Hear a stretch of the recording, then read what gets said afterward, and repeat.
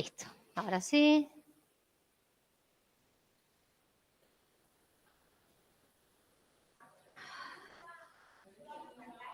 ¿Eh? Eso ya lo aprendí, ya lo aprendí. El único problema es que ahora, mira, no veo el mouse. Ahora, ahí está. Bueno, a ver.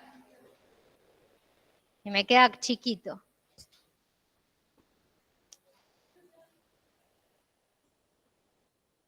¿Por qué es eso?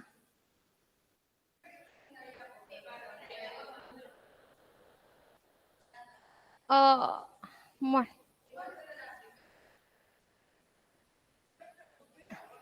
Sí, estoy grabando. Bueno, empezamos. Que es una clase un poquito larga, vamos a ver. Primero que nada, vamos a ver un poquito de lo que es la organización del sistema nervioso. Hoy vamos a ver sistema nervioso autónomo, principalmente vamos a ver todo lo que es sistema nervioso, lo que es colinérgico, ¿sí? Esto ustedes lo vieron, ¿no es cierto? Lo conocen, lo estudiaron en fisio, se lo saben, más o menos. Bueno, fíjense, ¿eh? No, este pedacito nomás pregunto. Este cuadro que está acá, no. Fíjense solamente para recordar. Si bien, tenemos sistema nervioso central y sistema nervioso periférico. Recuerden que el sistema nervioso central es todo lo que sería el cerebro, ¿está? A grandes rasgos. Y el sistema periférico es todo lo que sale por fuera del sistema nervioso central. Y lo podemos dividir en dos sistemas diferentes al periférico, el sistema nervioso somático y el sistema nervioso autónomo, ¿está? El sistema nervioso somático va a controlar todo lo que son los movimientos voluntarios.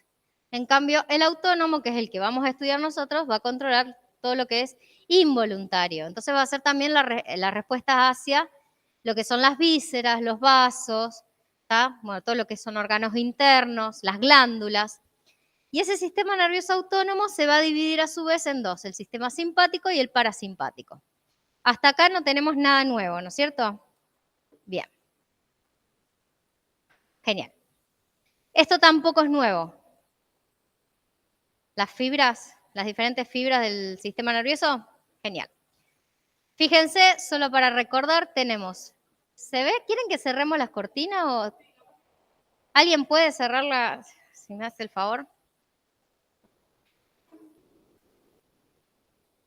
Ah, porque encima esta la dejé con blanco porque se las cambié para que la pudieran leer y me olvidé.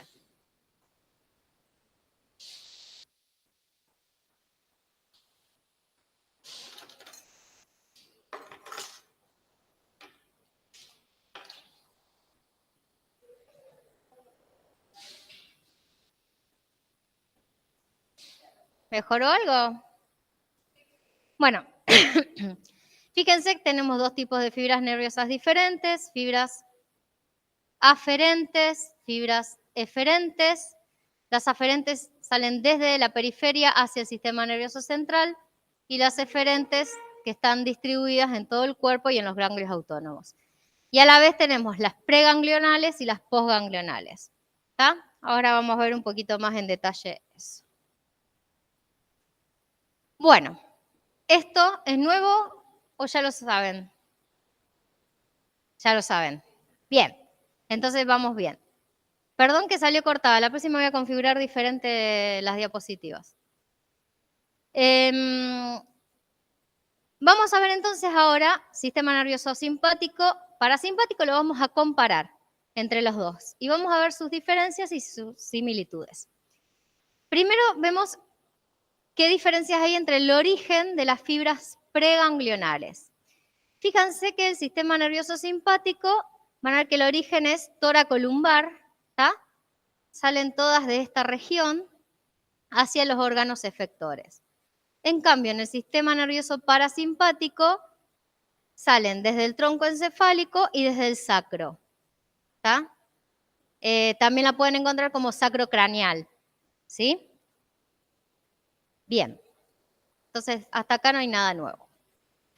Ahora vamos a ver un poquito más las características en cuanto a cómo son esas fibras, las pre y las postganglionares, cuáles son los neurotransmisores y las diferencias y similitudes que hay entre ellos. ¿También lo vieron esto? Bien, entonces podemos ir rápido. Fíjense, vamos a empezar con el simpático, está casi cortadito. En cuanto a los ganglios, fíjense que en el simpático están cerca del sistema nervioso central, ¿está? Fíjense que acá está el dibujito, por lo tanto las fibras son cortas, fíjense, ¿está? A diferencia del parasimpático, en donde los ganglios están más cerca de las células efectoras y la longitud de las fibras preganglionares es larga. En cambio, las fibras postganglionares son cortas para el sistema parasimpático y largas para el sistema, acá estoy, simpático. Otra de las diferencias que tienen es en el neurotransmisor. En el sistema simpático, el neurotransmisor, o sea, vamos a hacerlo al revés. En todas las fibras preganglionares, el neurotransmisor es la acetilcolina, ¿tá? Tanto parasimpático como parasimpático. En cambio, en las postganglionares tenemos en el simpático noradrenalina, por lo general, o puede ser a veces adrenalina, ¿tá? Son los dos neurotransmisores endógenos, y para el parasimpático, acetilcolina, ¿sí? Y los tipos de receptores, en simpático tenemos receptores del tipo adrenérgico, alfabeta, y en el parasimpático los muscarínicos, ¿sí? Recuerden que las preganglionares que liberan acetilcolina, tenemos los nicotínicos, ¿sí? Bien, y la otra diferencia que tenemos es en cuanto a la inervación. Recuerden que el parasimpático tiene una inervación limitada, ¿por qué? Porque en realidad hay una o dos neuronas postganglionares, ¿está? Y los ganglios están bien cerquita del órgano efector. A diferencia del simpático, que tiene una gran inervación, ¿está? Periférica, porque puede hacer sinapsis con al menos 20 neuronas, ¿está? Postsinápticas, ¿sí? Entonces, su inervación es mucho más extensa, por decir una manera. Bien, entonces hasta acá no tenemos ningún problema, nada nuevo. Mejor. Acá es un poquito más de lo mismo, solo para cambiar con los gráficos. Recuerden que por lo general las neuronas presinápticas están mielinizadas, las postsinápticas no. ¿Está? Las excepciones que tenemos en el sistema nervioso simpático, unas son las glándulas sudorípadas, ¿está? Que tienen receptores muscarínicos.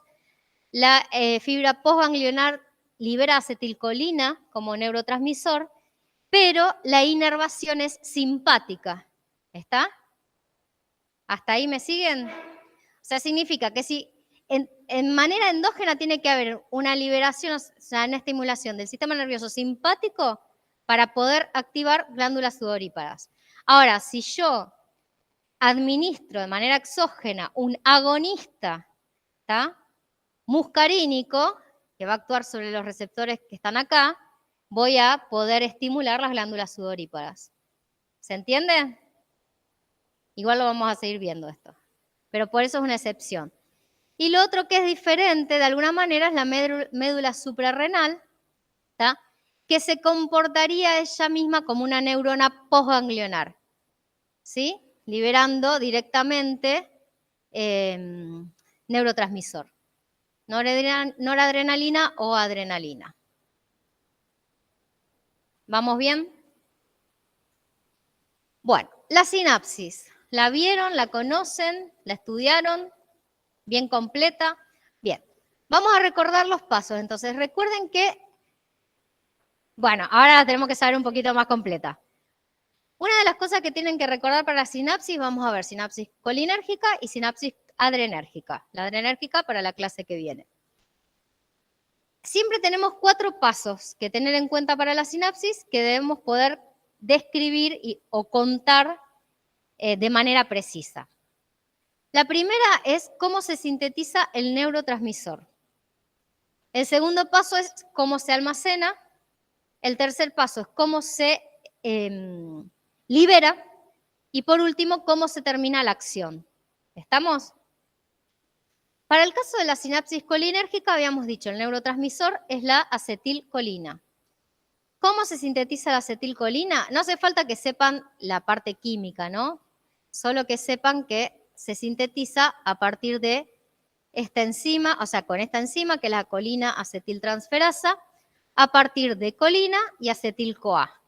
¿Tá? El acetil-CoA que va a venir de la glucólisis y la vía del piruvato deshidrogenasa, y la colina que en realidad viene de la dieta, ¿sí?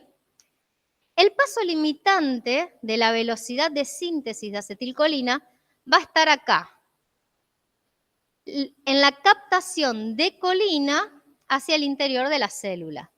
¿Está? Ese es el paso limitante de la velocidad de síntesis. La colina va a ingresar a la neurona a través de un transportador, fíjense, un cotransporte con sodio, ¿sí?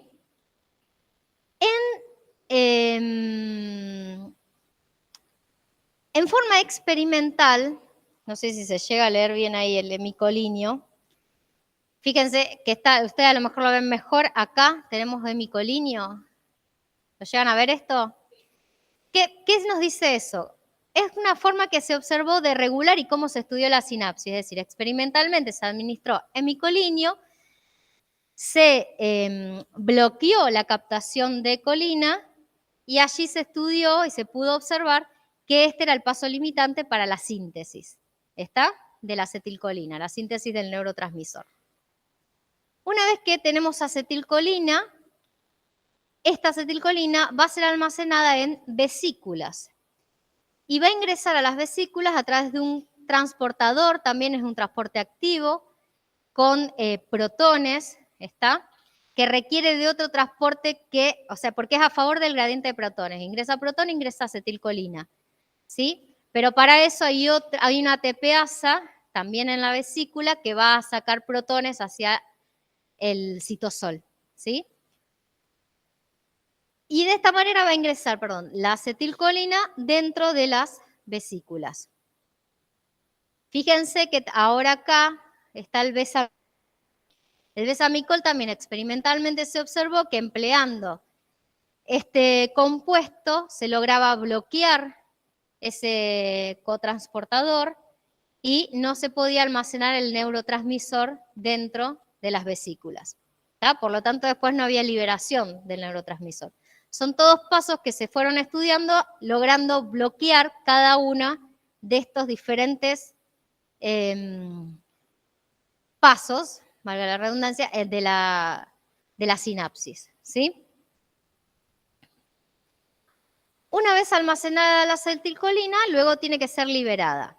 La liberación va a ser mediante exocitosis, es decir, la fusión de la vesícula con la membrana plasmática, ¿tá? De la neurona para ser liberada a la hendidura sináptica. ¿Cómo es que se va a activar o se va a desencadenar esa liberación? Porque llega el impulso nervioso. Hay una despolarización de las células, se abren los canales de calcio, aumenta el calcio intracelular y esa es la señal para la liberación del neurotransmisor, ¿sí? La llegada del impulso nervioso. Una vez que tenemos la acetilcolina en la hendidura sináptica, esa acetilcolina tiene dos caminos. Una es actuar en los receptores postsinápticos para poder ejercer su acción y la otra es que va a ser degradada, es decir, estas acciones son muy rápidas. Así como se libera el neurotransmisor, actúa sobre los receptores postsinápticos y enseguida se degrada rápidamente, sobre todo en la parte, en las uniones neuromusculares, las acciones son muy rápidas, ¿tá? Y enseguida la acetilcolina es eliminada, es degradada. ¿Cómo se degrada? ¿Cómo se finaliza la acción? A través de, principalmente, la acetilcolinesterasa, esta que la van a ver como H acá, ¿sí? Acetilcolinesterasa. A la acetilcolina la degrada en colina ¿está? Que esta colina otra vez va a estar disponible para poder ingresar otra vez, disculpen, a la célula. Bien. ¿Está? Y esta acetilcolinesterasa se encontraría en la membrana plasmática de la célula postsináptica, ¿está? Después van a tener otra enzima que también puede degradar la acetilcolina, que es la butirilcolinesterasa. La butirilcolinesterasa es más bien abundante en hígado, ¿está? Que es donde está mayormente presente, y en plasma. Y tiene una función muy importante en plasma porque en realidad se encarga de degradar, ¿está? En realidad es una deshidrogenasa, la acetilcolina que haya escapado de la hendidura sináptica, ¿está? Entonces degrada todo lo que haya escapado de la hendidura sináptica, o cualquier acetilcolina o compuesto similar que pueda ingresar al organismo, ¿está? Y que se encuentra en plasma. Y enseguida lo degrada. ¿Se entiende? Si no, generalmente van a encontrar que tenemos la acetilcolinesterasa. Esta butirilcolinesterasa es bastante importante. Después les voy a dejar un trabajo, ese también lo van a tener, es parte de la teoría, pero lo vamos a dejar aparte, ¿sí? Con butirilcolinesterasa y con un fármaco que es la succinilcolina, que se utiliza generalmente como coadyuvante de la anestesia, y cómo influye cuando hay polimorfismos en la butirilcolinesterasa, polimorfismos en la población donde está inactiva la enzima o directamente no está presente, y cómo influye eso en la respuesta a la succinilcolina. ¿Estamos? Bien. ¿Hasta acá estamos? Entonces, fíjense que algo que no habíamos dicho, que lo van a... yo acá no veo nada. Bien. Una forma también de bloquear la liberación del neurotransmisor, o sea, la fusión, la exocitosis, es con la toxina botulínica, ¿sí? Y también con la toxina tetánica. Eso también se vio que actúa a nivel de todas estas proteínas que se encargan, son un montón, las van a ver descritas, no hace falta que las sepan, ¿sí? En todas estas proteínas que actúan para la exocitosis y la liberación del neurotransmisor, allí es donde va a actuar la toxina botulínica, perdón. Bien, listo. Y la degradación en colina y acetato. ¿Hasta acá estamos entonces? Y la síntesis del neurotransmisor es citoplasmática, que ahí lo tienen ahí abajo, por las dudas. Bien. Ahora vamos a ver un poquito los receptores. ¿Los receptores los estudiaron, los vieron, los conocen o ya es nuevo? Los alfa y los beta. Bien. Adrenérgicos. Lo que pasa es que en corazón tienen los beta 1. Claro, están en todos lados. ¿Tá? Tanto estos como los alfa y beta adrenérgicos, ya vamos a ver, están en todos los tejidos. Solo que en algunos, o sea, en cada tejido hay un tipo de receptor que predomina. Y por lo general uno puede explicar la respuesta de ese tejido frente a la estimulación, ya sea parasimpática o simpática, o colinérgica o adrenérgica, porque a veces no es por una estimulación, es externa, a través de cuál es el receptor que predomina en ese órgano. ¿Estamos? Ahora lo vamos a ver.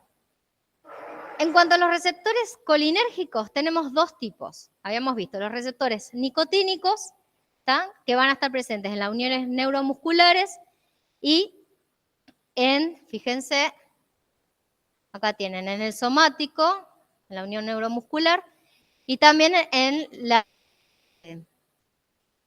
la unión entre la fibra preganglional, cuando se libera acetilcolina, que actúa sobre receptores nicotínicos. ¿Está?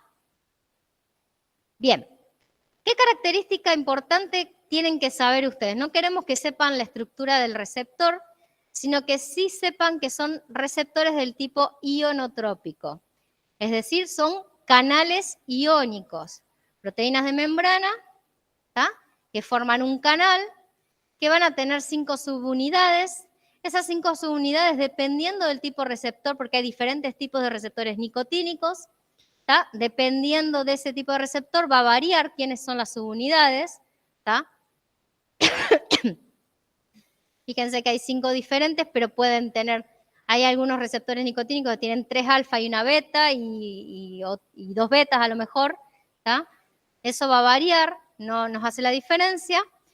Lo otro que tenemos que tener en cuenta es que su tiempo de acción es rápido, porque una vez que se une el agonista al receptor, promueve la apertura del canal y directamente entran los iones. Por lo general van a entrar iones principalmente sodio, potasio y calcio. ¿Estamos? Y su función es excitatoria. Son todos receptores excitatorios. ¿Sí? Bien. ¿Me olvidé algo más? No. ¿Hasta acá estamos bien entonces? Bueno, en este cuadro tienen lo que nosotros queremos que puedan ver de este cuadro, que nos interesa que conozcan, es sobre todo la localización de los receptores. ¿Está?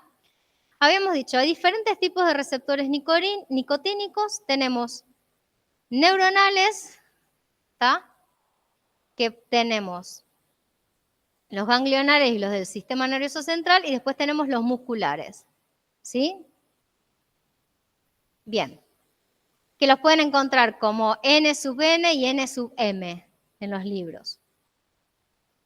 Ven que tienen las diferentes, no sé si llegan a ver, son las diferentes subunidades, no nos interesa, solamente saber que hay diferentes tipos, ¿tá? Y su localización a lo largo de los diferentes tejidos.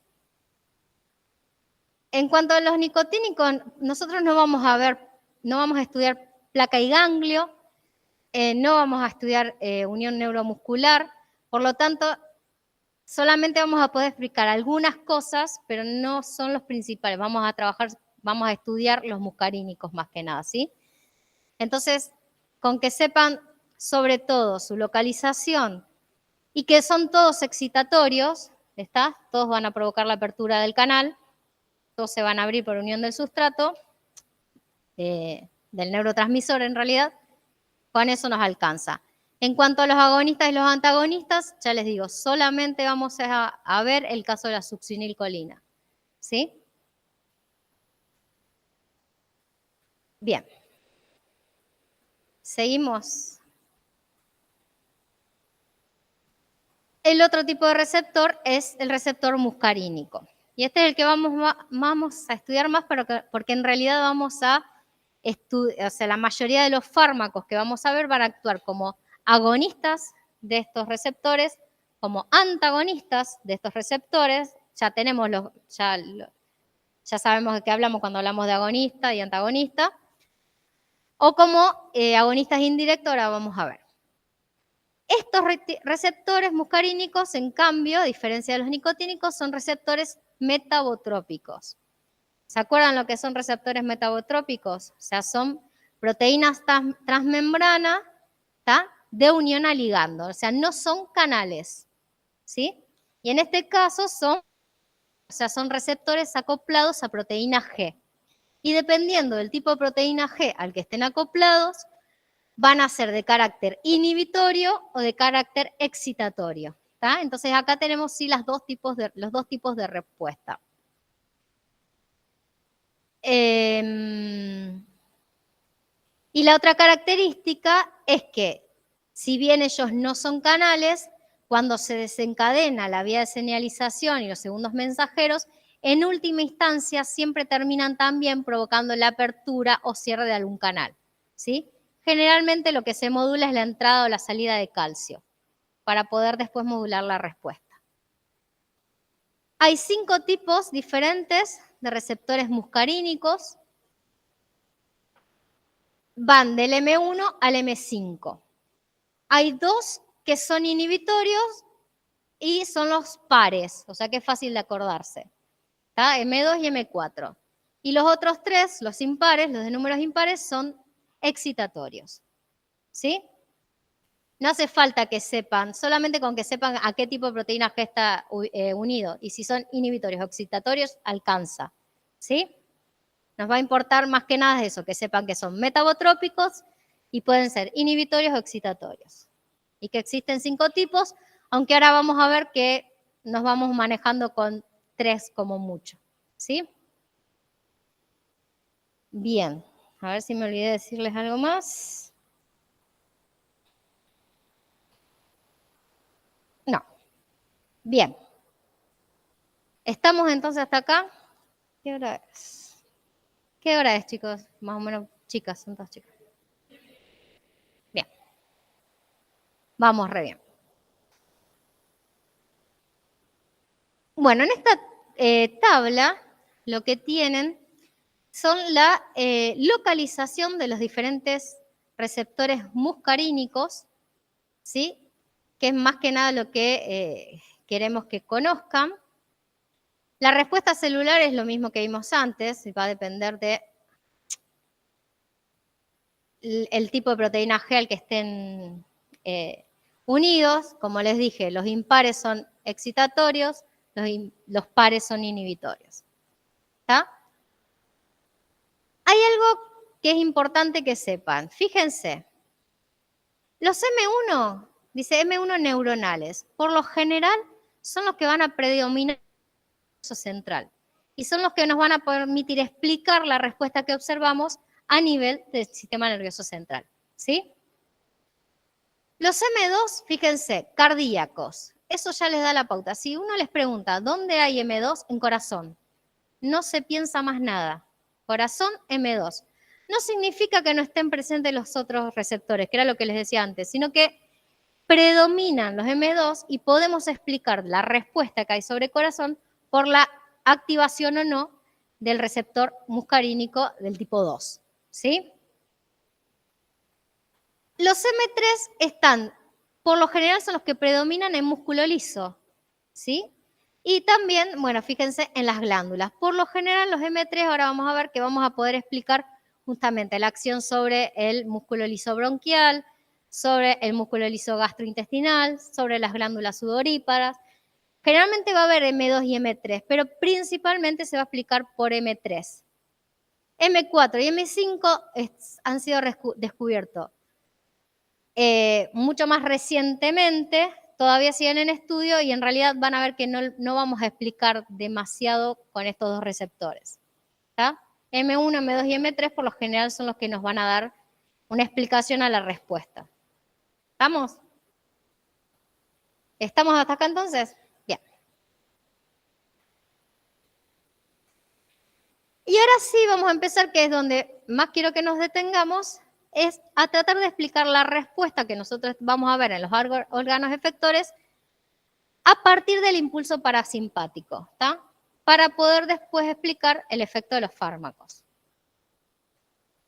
Vamos a empezar por cada tejido u órgano y vamos a ir explicando. Fíjense, en la tabla, lo que tiene esta tabla es la del Goodman.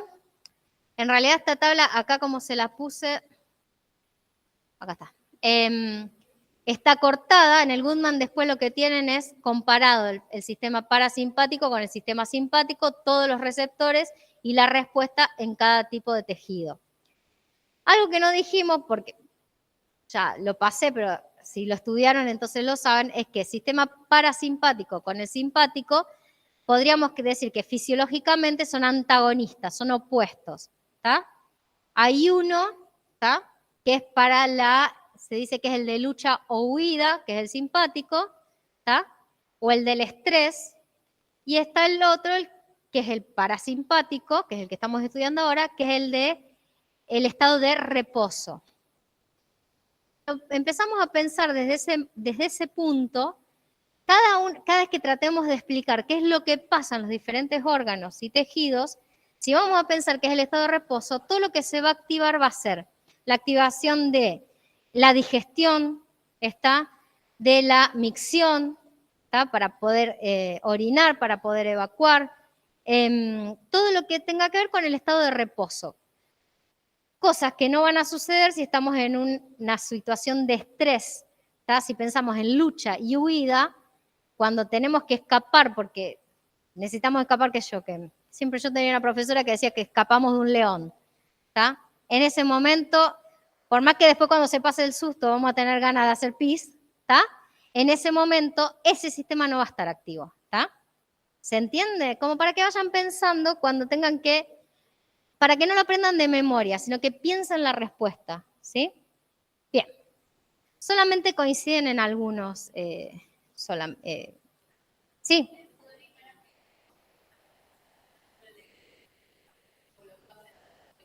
No, lo que te pasa con las sudoríparas es que la inervación es simpática, ¿está?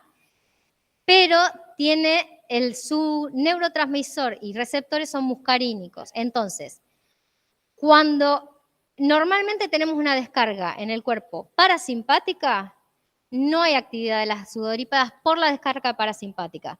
Pero si yo administro un agonista colinérgico, es decir, un agonista que haga la misma función que la acetilcolina, ¿sí? ¿Se acuerdan? Que se une al receptor muscarínico, voy a ver los efectos sobre las glándulas sudoríparas.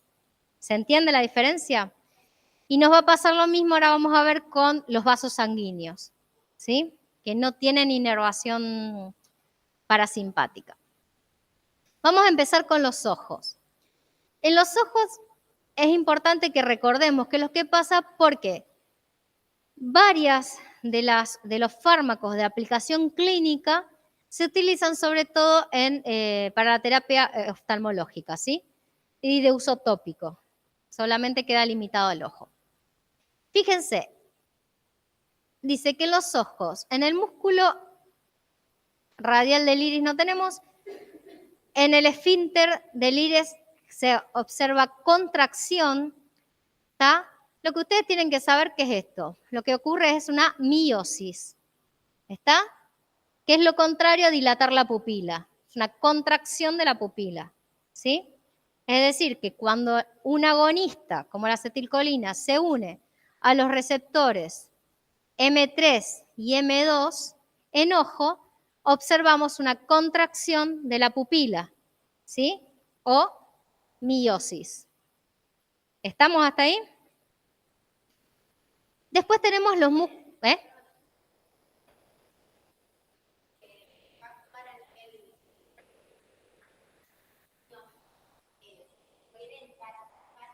Claro, todo esto es inervación parasimpática. O sea, se dispara el tono parasimpático, se libera acetilcolina y en el músculo, o sea, en el ojo, pensémoslo así, se produce una contracción de la pupila. No me importa tanto que sepan el músculo, sino que observamos contracción de la pupila, ¿sí?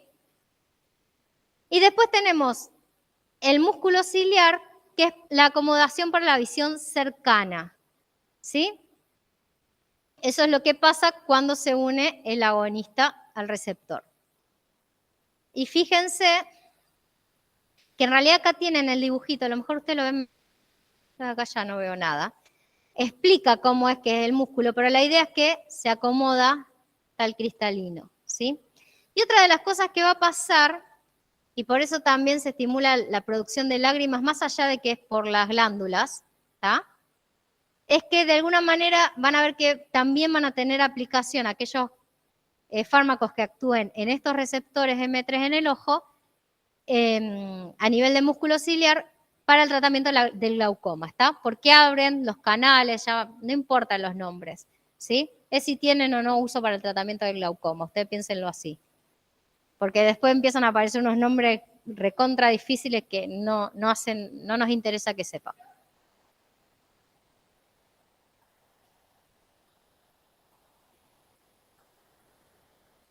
Esto pasa ahora, esto pasa cuando hay un estímulo parasimpático. ¿Está? Si tengo un estímulo parasimpático, se acomoda, o sea, acomodamos la visión para ver de cerca. O sea, yo ahora quiero ver acá, cuando hago este movimiento, acomodé la visión para ver de cerca. Hubo una descarga parasimpática, se liberó acetilcolina, actuó sobre el ojo y se acomodó el cristalino. ¿Se entiende? O sea, esto es totalmente fisiológico. ¿Sí?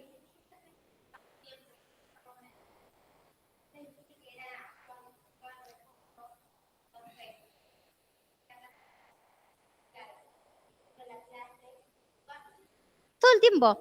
Ustedes piensen que tenemos esta descarga, o sea, el equilibrio entre las descargas parasimpáticas y la simpática genera una homeostasis, ¿está? Un equilibrio en el cuerpo. Y entonces todo el tiempo estamos con descarga de uno u otro sistema. Solamente que cuando hablamos de lucha o huida, de estrés, sabemos que hay una descarga simpática y mucho más importante que la parasimpática. Cuando estamos comiendo, cuando terminamos de comer, piensen eso, que nos da frío. ¿Por qué nos da frío? En realidad porque hay una descarga parasimpática, toda la sangre, todo se va a tratar de hacer digestión y el resto del cuerpo queda en un estado de stand-by, de reposo, ¿sí? Entonces ahí va a estar predominando el parasimpático, la descarga parasimpática. Lo que no significa que no tenemos también descarga simpática. ¿Se entiende? O sea, todo el tiempo están actuando los dos sistemas. Es un equilibrio. ¿Sí? Bien. Entonces, y dijimos estimulación de las glándulas lagrimales, o sea, todo esto lo podemos explicar a través de receptores principalmente M3 y M2. ¿Sí? M3 excitatorios, M2 inhibitorios. Fíjense que siempre tenemos uno u otro, porque como les dije, siempre tiene que haber un equilibrio, ¿sí? Pero en este caso van a predominar los M3. Bueno, vamos a corazón. En corazón es importante, si bien no va a haber, cuando estudiemos los fármacos que actúen, no hay fármacos que se utilicen actualmente para la terapia a nivel cardiovascular, que sean de este tipo, sí podemos explicar muchos efectos adversos, ¿sí? En corazón, entonces recuerden, M2, ¿está? Todo lo vamos a explicar por los receptores M2 que están localizados en corazón. Fíjense que la respuesta va a ser lentificación de la frecuencia cardíaca, es decir, disminuye la frecuencia cardíaca por receptores M2. Disminuye la fuerza de contracción del corazón, ¿está? Y disminuye la velocidad de conducción, ¿está? Acá lo tienen resumido. Es decir, que lo que vamos a observar es una bradicardia, ¿sí? Por eso también estamos en reposo. Cuando predomina este tono, porque estamos en reposo, ¿está? Disminuye la frecuencia, la fuerza y la velocidad, ¿sí? Bueno, esto no importa. Y disminuye la contractilidad. Esto es básicamente lo que va a pasar en corazón cuando se une acetilcolina a los receptores M2 presentes en corazón. Acetilcolina o cualquier agonista de los receptores muscarínicos. ¿Entienden cuando les digo cualquier agonista de los receptores muscarínicos? ¿Sí? Bien. ¿Hasta acá me siguieron? ¿Me logré explicar? Bueno. Vamos a ver qué pasa con los vasos sanguíneos. El caso de los vasos sanguíneos es que no tienen inervación parasimpática, ¿está? Sin embargo, tienen receptores M3, porque recuerden, los receptores tanto colinérgicos como adrenérgicos están en todos los sistemas y órganos y tejidos, solamente que predominan unos u otros. Los receptores M3 están presentes en el endotelio vascular, pero no hay inervación parasimpática. ¿Sí? Bien. Vamos a pasar a los pulmones, a las vías respiratorias. Lo que va a pasar en los pulmones, bueno, en las vías respiratorias también, la mayoría de los efectos los vamos a explicar por receptores M3 localizados en el músculo liso bronquial, ¿sí? Lo que se produce es que cuando se une acetilcolina a estos receptores del músculo liso bronquial se produce una constricción. Lo que observamos es broncoconstricción, ¿sí? Se cierran las vías aéreas. Y por otro lado, una estimulación de las glándulas bronquiales, es decir, hay una estimulación de las secreciones. Piensen lo que pasa cuando se administra cualquier agonista que pueda actuar, agonista de los receptores M3, en los bronquios. O sea, se cierran las vías respiratorias y hay una hipersecreción, ¿sí? O sea, se llenan de moco, por lo tanto se dificulta la respiración, ¿sí? ¿Se entiende? Obviamente que en un estado de reposo no es que se nos contraen, tenemos una broncoconstricción, ¿está? Estamos respirando normalmente, eso lo entienden, ¿no? Bien.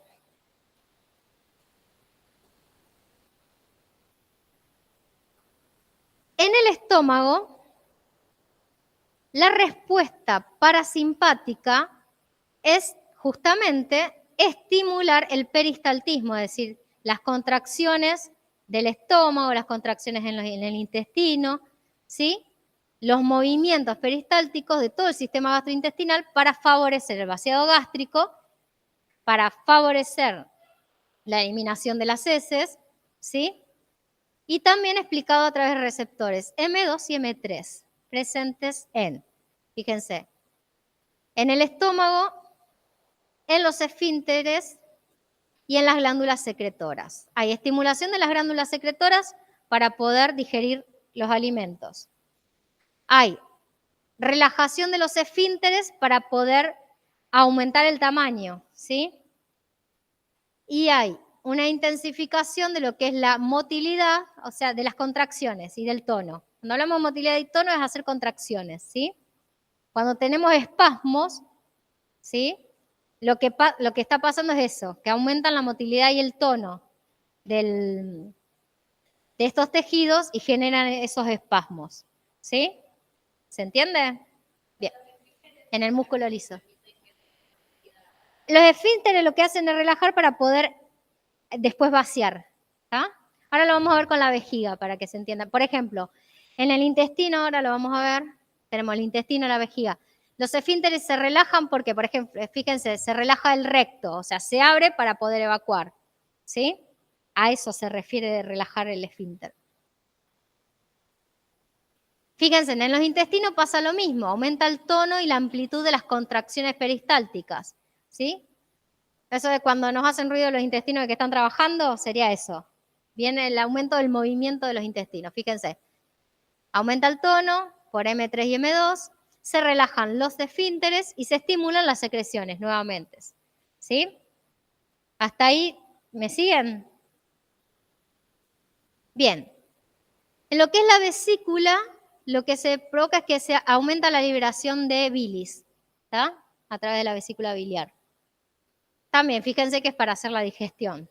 Si lo pensamos así, es fácil de acordarse. En la vejiga lo que va a aumentar es la contracción del músculo detrusor y la relajación de trígono y esfínter. ¿Qué sería? Para que lo piensen. Si lo pensamos como un globo a la vejiga, ¿tá?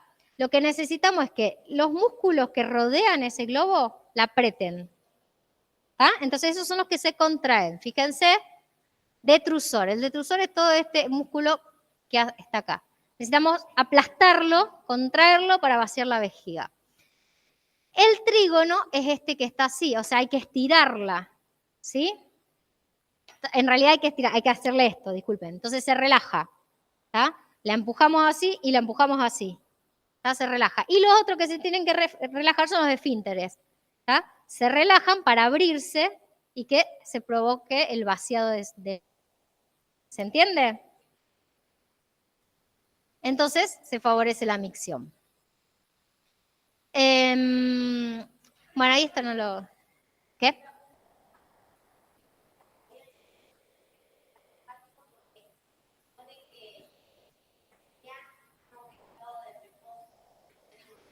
Y depende. Durante el día tenés un montón de estados, en realidad. Pero es más que nada, sí, cuando está en reposo, o sea, cuando después de comer, o sea, cuando necesitas realizar determinada, o sea, cuando hay que vaciar la vejiga. Lo que yo les quería decir para pensarlo, es que si vos pensás en una situación de estrés, es muy poco probable que tengas la relajación suficiente como para ir a hacer pis. ¿Me explico? ¿Se entiende? No significa que no vas a tener ganas, porque si tenés la vejiga llena, vas a tener que vaciarla de alguna manera. A veces del susto también se vacía la vejiga, ¿está? Entonces, es es como para pensar cómo se da la respuesta, ¿sí? ¿Se entiende? Pero constantemente durante el día y todo el tiempo estamos en las dos descargas al mismo tiempo. Y además después hay que sumarla, porque nosotros ahora lo estamos simplificando, explicándolo así, pero después hay que sumar todas otras formas que tiene el sistema nervioso central de censar cómo está el cuerpo y hacer descargas vagales que van a encontrar. Hay una descarga, o sea, se censa, hay una descarga vagal y estimula el otro sistema, ¿sí? Y no por una estimulación directa, sino porque el sistema nervioso central envió la información de que hay que estimular por respuesta vagal. Eso lo vamos a ver más con los adrenérgicos, que es donde se ve más. La respuesta vagal sí.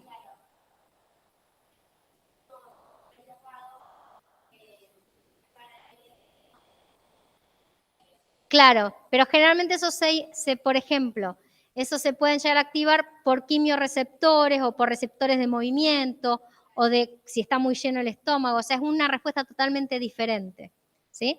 Obviamente que después las descargas, el sistema nervioso central va a determinar cuál va a ser la descarga, ¿sí? Pero va por otro lado. Por eso acá lo simplificamos bien a dónde está el mecanismo de acción, ¿sí? ¿Se entiende? O sea, el sistema nervioso es complejo porque nosotros dudábamos en darlo o no darlo, pero lo damos, porque para ustedes como bioquímicos, ¿no? Porque una vez que puedan captar cómo explicamos los mecanismos de reacción, los mecanismos de acción, perdón, de los fármacos, y que entiendan que actúan sobre los receptores que predominan determinado tejido, y cómo actúa, después pueden entender todo el resto de los fármacos. ¿Sí? Sí.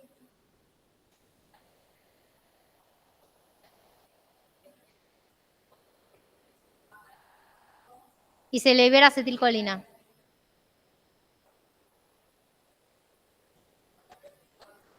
En realidad, donde nosotros estamos viendo estos receptores es en el órgano efector.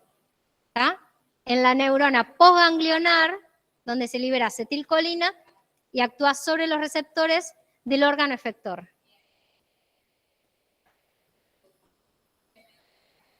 Sí.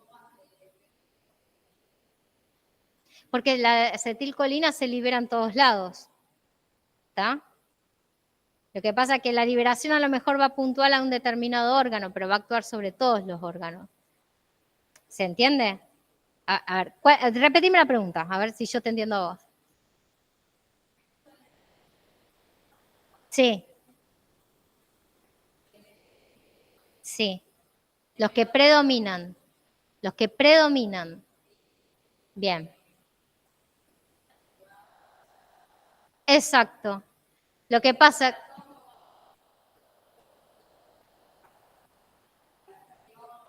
a través de uniéndose a los receptores M2 de corazón. ¿Está? O sea, la acetilcolina va a encontrar receptores muscarínicos, estamos hablando de receptores muscarínicos, se va a unir a ese receptor y va a desencadenar la respuesta. ¿Sí? En corazón es la bradicardia. ¿Está? En el intestino aumentar la motilidad, aumentar el tono, aumentar las secreciones. ¿Sí? En el ojo era acomodar la visión cercana, aumentar las secreciones lagrimales, todo dependiendo de qué es lo que se esté tratando de estimular, ¿está? No, los receptores, los 5, están en todos los órganos y tejidos. Solo que cuando nosotros decimos, lo explicamos por M2, M3, M1, es porque predomina ese receptor. Pero están todos en todos lados. ¿Está?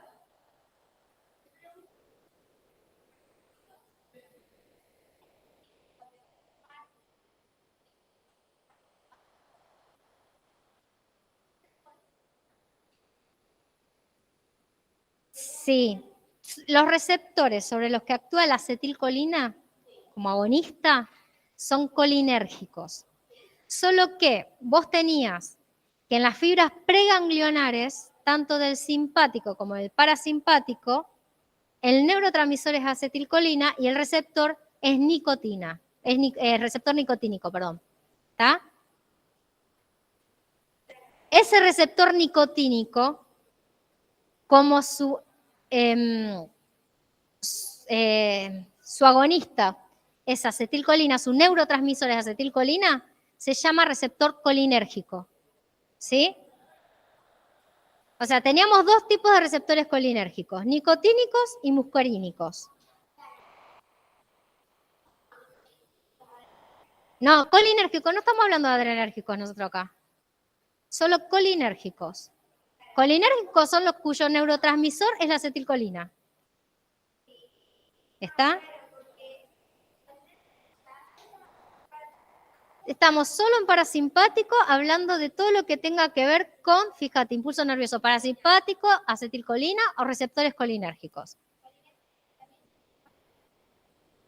Sí, los receptores muscarínicos son colinérgicos y los receptores nicotínicos son colinérgicos. Solo que nosotros no los vamos a estudiar porque en realidad predominan, o sea, explican las respuestas de las uniones neuromotoras, ¿tá? De la respuesta motora, y no la vamos a estudiar, es placa y ganglio. Y no se los vamos a dar, ¿sí? Te van a estudiar un único fármaco, que es la succinilcolina, que actúa ahí, y que les voy a dejar un casito, un reporte para que entiendan entre polimorfismos, o sea, polimorfismos genéticos y la succinilcolina, ¿está? Sobre todo, ¿por qué se los damos? Porque puede llegar a existir el caso que algún día ustedes como bioquímicos tengan que dosar butirilcolinesterasa en plasma, ¿está? Por eso se los damos, no por otra cosa, ¿sí? Bien.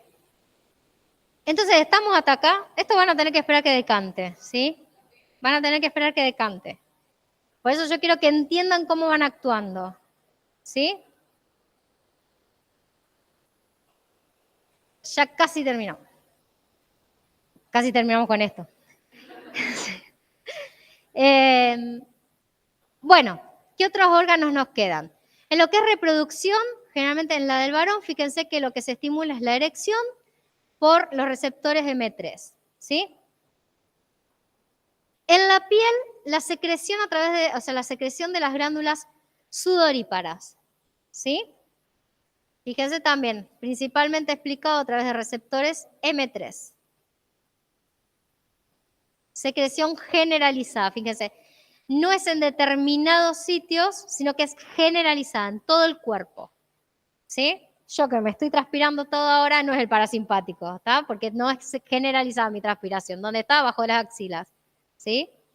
Bueno, como para que entiendan la diferencia entre cuando hablamos generalizador y no. Bien.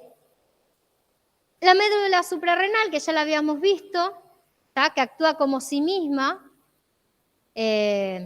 como si fuera una neurona efectora y que libera. O sea, lo que tiene en la médula suprarrenal, fíjense, receptores nicotínicos principalmente, ¿tá? Receptores nicotínicos,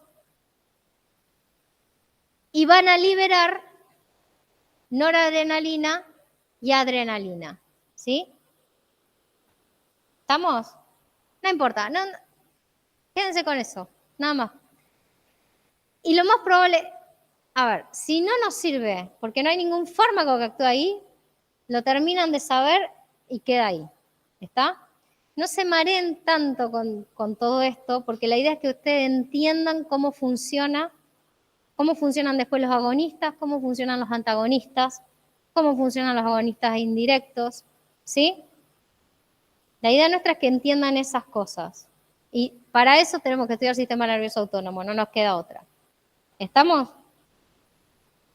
Bien. Y por último, fíjense, estimulación de glándulas salivales y estimulación de las glándulas nasofaringeas. ¿Está? Lo que es congestión nasal, lo que es, bueno, aumento de la saliva. ¿Por qué aumenta la saliva? Porque estamos preparándonos para hacer la digestión, o sea, para poder digerir los alimentos, ¿sí? Entonces, en general es estimulación de todos los que son glándulas, ¿está? Estimulación del tono y la motilidad de los músculos lisos gastrointestinal, estómago, intestino, ¿está?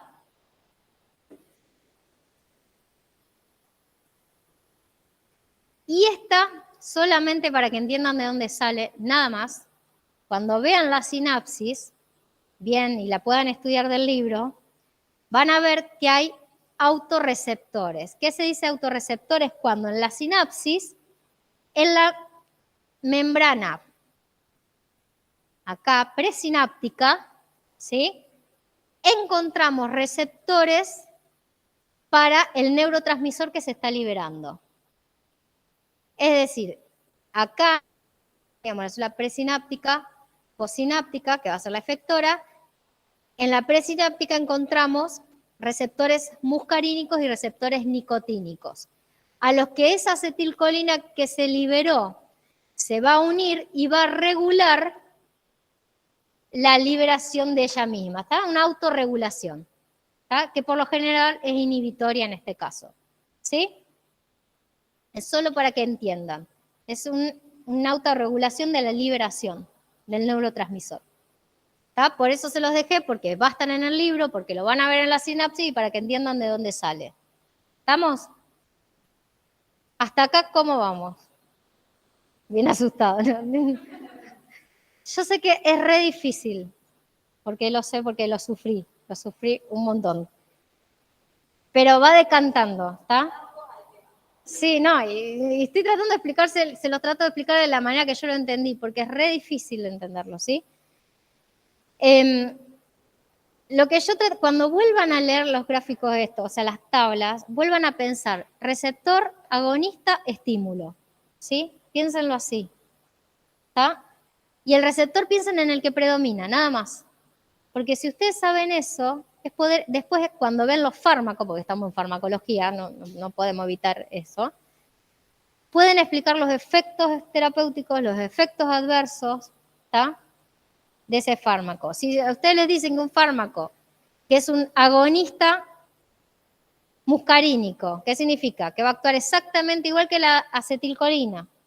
Se va a unir a los receptores muscarínicos y va a ejercer su acción. Si yo les digo que ese fármaco atraviesa membrana hematoencefálica o barrera hematoencefálica, les estoy diciendo que llega al cerebro. Por lo tanto, va a actuar sobre los receptores muscarínicos del cerebro. Por lo tanto, va a tener acción a nivel central. Que lo más probable es que sea un efecto adverso, no sea un efecto terapéutico. Solo en algunos casos puntuales. ¿Está? Entonces, hay dos cosas que les tienen que quedar. De lo que es farmacocinética y farmacodinámica, en realidad es que atraviesen barrera hematoencefálica. Un fármaco que atraviesa barrera hematoencefálica, por lo general, a menos que yo quiera que llegue al cerebro, es peligroso. ¿Sí? Salvo que el efecto adverso sea sueño. ¿Estamos? Pero si no, puede llegar a ser peligroso. Entonces, que vayan entendiendo esas cosas. ¿Sí? Es a lo que apuntamos.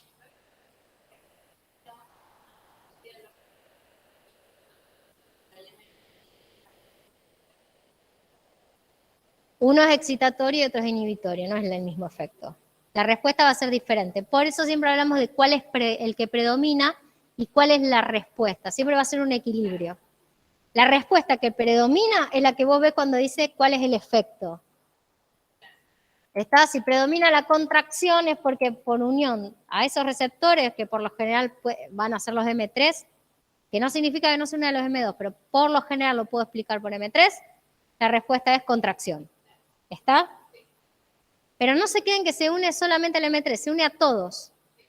Lo que pasa es que la respuesta es esa, ¿está? La respuesta final que uno ve. ¿Sí? ¿Por qué se les dice que están todos? Porque cuando empezamos a ver efectos que no podemos, o sea, que vos decís, no era lo que yo esperaba, es porque está actuando sobre los receptores que no tenías en cuenta. ¿Estamos? Que no esperaba que actúe ahí y actuó porque se une a todos. Salvo que sea selectivo, y eso lo van a ver. ¿Está? Si un fármaco es selectivo, acuérdense, tiene preferencia por unirse a un determinado receptor, ¿sí? Lo que no significa que no se une a los otros y que si yo aumento mucho la concentración se va a unir a todos. Siempre recuerden, cuando se aumenta la concentración plasmática de un fármaco, se pierde selectividad a altas concentraciones. ¿Sí? Bien, pero vamos de poco. Y acá tienen, en este cuadrito, básicamente los fármacos que vamos a ver. Lo que estamos pensando, bueno, ya les dije, la succinilcolina, yo se las voy a dejar con el casito ese, lo leen, lo tienen que saber, obviamente, o sea, es bibliografía. ¿Está? El resto, por el momento, quedan en stand-by en cuanto a aprendérselos, hasta que se decida más o menos a ver si le decimos apréndase uno de cada uno, ¿está? Porque sinceramente no nos interesa que sepan tanto, porque muchos no tienen tanta utilidad sobre todos estos tipos de fármacos. La utilidad puntual es en el ojo y a nivel gastrointestinal, que ahora lo van a ver. O sea, todos los antiespasmódicos, cuando se toman un Sertal, una buscapina, son estos fármacos, ¿está? Básicamente, ¿sí? O cuando nos hacemos, o sea, nos hacen un fondo de ojo, son estos fármacos. Después, como coadyuvantes en la anestesia, y el otro problema que tenemos son acá, que yo algo les había dicho la otra vez, es con los órganos fosforados, ¿está? Pero eso ya no se utilizan como fármacos, sino que en realidad son tóxicos, son los insecticidas, órganos fosforados y todo lo que pueden generar, ¿sí? ¿Lo estudiaron en tóxico? Ah, ustedes lo tienen después. Bueno, esperemos que los den, porque acá no los den. Los vamos a ver poco y nada. Entonces, les quedaron más o menos todos los fármacos que vamos a ver. Los que quedaron en esta diapositiva son los que al menos se comercializan en nuestro país, porque en la bibliografía pueden encontrar un montón más, pero no todos, o sea, nosotros usamos bibliografía que generalmente es española o de Estados Unidos. Por lo general, hay fármacos que utilizamos en todos lados y hay fármacos que se utilizan solamente en un determinado país y en otros no. Con España a veces porque directamente no usamos las mismas formulaciones y ese fármaco, ese medicamento, esa droga no está disponible en nuestro país. Con Estados Unidos a veces lo que puede llegar a pasar es que en Estados Unidos puede estar prohibido un medicamento que nosotros sí usamos como si fuera agua. ¿Está? Y eso es una cuestión de legislación. Todavía no nos morimos, así que estamos bien. Creo que, por ejemplo, ahora me sale el nombre como decía, bueno, la Novalgina, en Estados Unidos está totalmente prohibida, nosotros la usamos, ¿sí? Y todavía estamos... Por eso le digo, es una cuestión de, a veces, de regulación, hasta que se dejen de usar. ¿Tá? Que fue lo que pasó con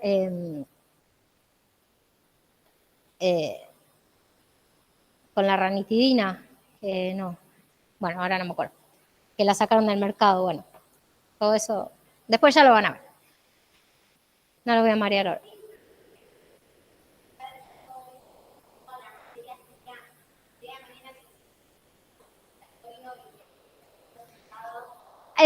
Cuando usted, o sea, por ahora estamos en farmacología básica. Estamos aprendiendo la base. ¿Está?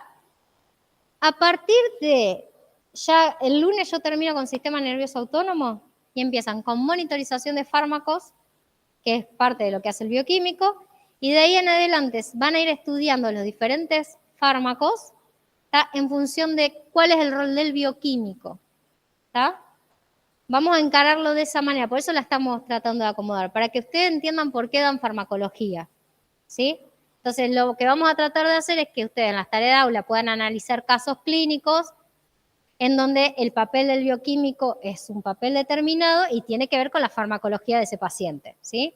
Y qué intervención pueden hacer ustedes como bioquímicos, ¿está? Pero si no aprendemos la base no pueden entender nada, ¿estamos? Así que es pesada, pero la necesitan. Vamos a ver entonces, vamos a empezar por los agonistas muscarínicos. El nombre les dice, es un agonista del receptor muscarínico, es decir, que va a actuar exactamente igual que lo hace la acetilcolina cuando se une a ese receptor. ¿Tá? Los pueden encontrar también como fármacos de acción directa. De acción directa porque actúan exactamente igual que el neurotransmisor endógeno. ¿Sí? Entonces, cualquier fármaco agonista muscarínico que estudiemos, la respuesta que va a tener es la misma que estuvimos viendo en el cuadro anterior. ¿Está? Va a ser exactamente la misma respuesta. ¿Sí? Entonces, acá lo único que vamos a hacer es repasarlo y ver cuál se usa o no en la clínica. ¿Sí? Entonces, por ejemplo, cualquier fármaco agonista muscarínico que nosotros administremos en un paciente va a generar disminución de la frecuencia cardíaca, disminución de la velocidad de conducción y de la fuerza de contracción en el corazón. ¿Está? Porque se une a los receptores M2 de corazón y genera esto. ¿Sí? Va a provocar vasodilatación. ¿Por qué? Porque los vasos tienen receptores M3. ¿Está? Que provoca vasodilatación. La unión del agonista en los M3 genera vasodilatación, porque podría generar vasoconstricción, genera vasodilatación. Se va a unir a los receptores M3 presentes en las glándulas sudoríparas y va a estimular una secreción generalizada de sudor. ¿Y por qué ponemos la pilocarpina? La pilocarpina es un fármaco que se emplea, es un agonista muscarínico, ¿tá? De acción directa, que se emplea para hacer el test del sudor. ¿Lo escucharon alguna vez el test del sudor? Bueno, algo que los bioquímicos hacen, ¿sí? Es para poder diagnosticar fibrosis quística. ¿Qué es lo que se hace? En realidad, yo cuando lo hice, yo lo hice con un gastroenterólogo a mi bebé, pero es lo mismo. Lo que hacen es pasarte, o sea, en forma local, la pilocarpina, ¿sí? Que va a estimular entonces esas glándulas sudoríparas. Ponen electrodos, lo tapan bien para generar mucho calor, o sea, la idea es que transpire la persona, y después de un rato miden conductividad eléctrica. En las personas con fibrosis quística está muy aumentado porque hay mucho aumento de cloruro, ¿está? En realidad de cloruro de sodio y cloruro. ¿Está? Por eso también en las personas que se dice que el sudor es salado, ¿está? No sé si alguna vez lo escucharon eso. Como que el sudor es muy, muy salado porque tiene altas concentraciones de sodio y de cloruro, ¿sí? Bueno, entonces la pilocarpina tiene ese uso terapéutico, ¿está? Más que terapéutico es de diagnóstico, ¿sí? Esa es una importante que tienen que saber, por ejemplo. En el aparato gastrointestinal, vamos a pensar, cualquier fármaco que nosotros administremos, que sea agonista muscarínico, ¿qué va a provocar en el aparato gastrointestinal?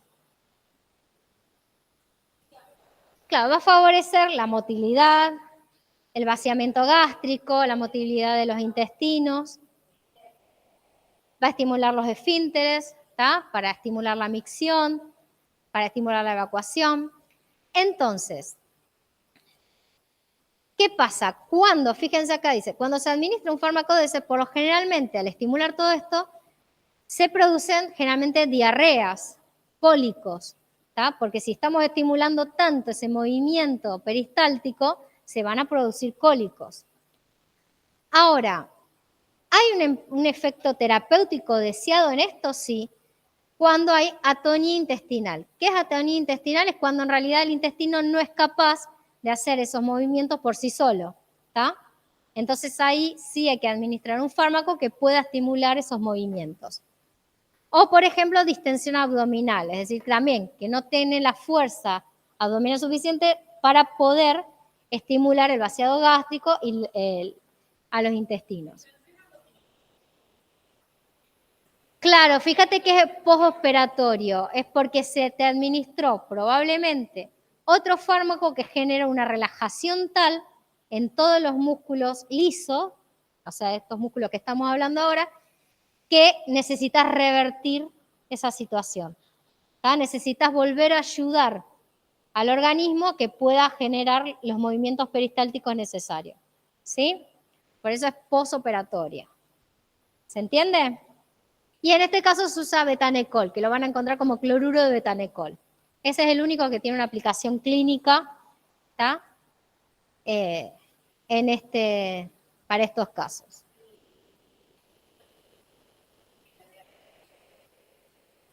Y sí, terminan siendo un efecto adverso.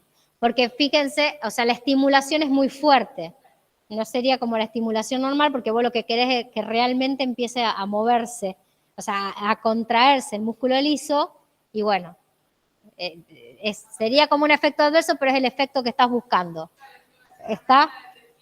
Exacto. Puede o no aparecer ese efecto, a lo mejor depende de la dosis, a lo mejor depende de la respuesta, pero por lo general puede llegar a ser una respuesta un poco más exacerbada de lo normal, ¿sí?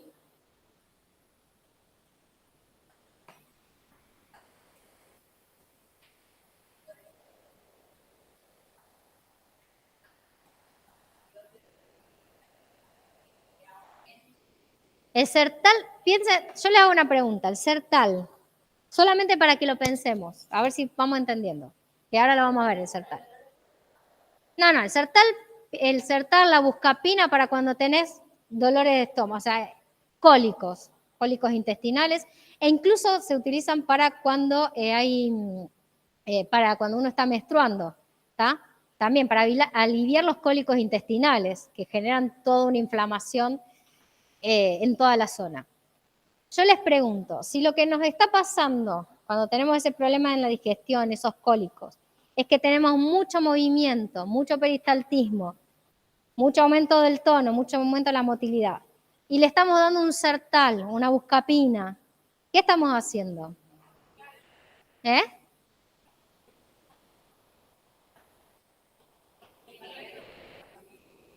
¿Los estaremos inhibiendo o estaremos antagonizando los receptores? Los vamos a estar antagonizando. Entonces, sertal y buscapina, que ahora los vamos a ver cuál es su nombre, el nombre del fármaco, porque ese es el nombre comercial, de la droga, por decir una manera, son antagonistas muscarínicos. ¿Está?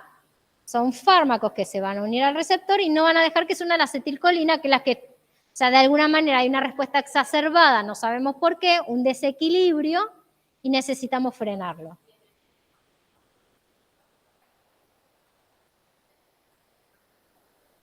Claro, en realidad lo que estás haciendo es ocupar el lugar de la acetilcolina y generar una... O hay una baja cantidad, o sea, hay un desequilibrio en tu descarga parasimpática. En algo, o sea, es tener un estado de enfermedad, por decirlo de una manera, ¿no? Entre comillas. O como decíamos antes en el postoperatorio. El resultado de esa distensión abdominal postoperatoria probablemente sea resultado de otros fármacos que te administraron para generar una relajación en todas las vísceras, en todo el músculo liso de toda la región abdominal para poder hacerte la operación. ¿Se entiende? Porque hay que relajar. Bueno, si el cuerpo solo después de esa operación, esa intervención no logra recuperarse por sí solo, le administras un fármaco que vuelva a estimular esos receptores hasta que la descarga normal tuya empieza a estabilizarse.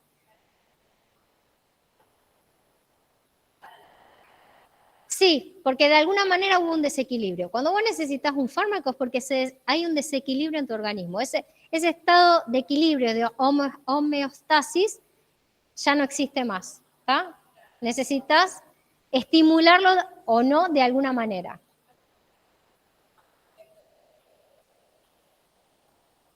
Se une a los receptores y hace el efecto. De alguna manera vos tenés poca cantidad de acetilcolina o directamente no hay una descarga. Entonces vos estás ocupando ese lugar y provocando el efecto. ¿Se entiende?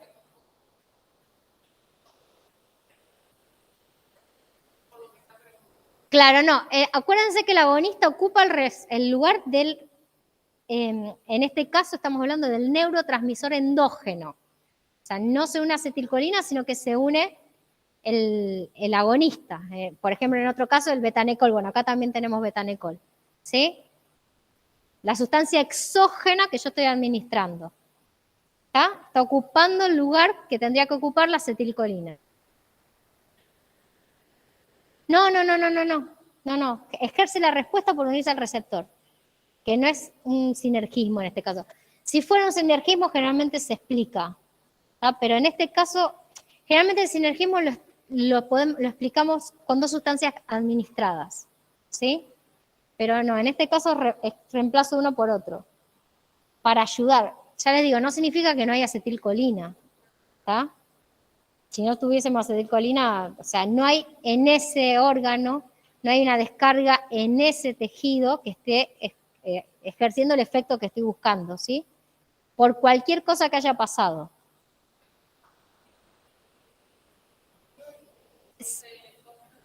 Puede ser eso, puede ser que te hayas intoxicado y estén bloqueados los receptores, puede ser que haya habido una desregulación por alguna patología y no haya receptores, que el tejido esté dañado.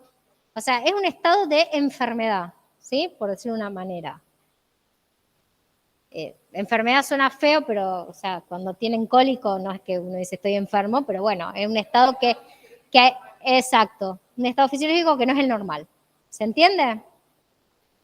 Bien, en el tracto respiratorio piensen que no vamos a querer, o sea, administrar nada que actúe como agonista de los receptores M3 en el tracto respiratorio porque generan broncoconstricción, ¿está? O sea, nos asfixiaríamos, ¿está?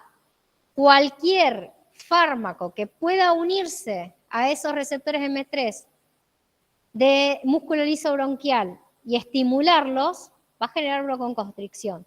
Y lo más probable es que lo tomemos como un efecto adverso, ¿está? Ya lo vamos a ver. ¿Se entiende? Porque seguramente siempre que querramos administrar un fármaco para estimular las vías aéreas va a ser broncodilatación. ¿Sí?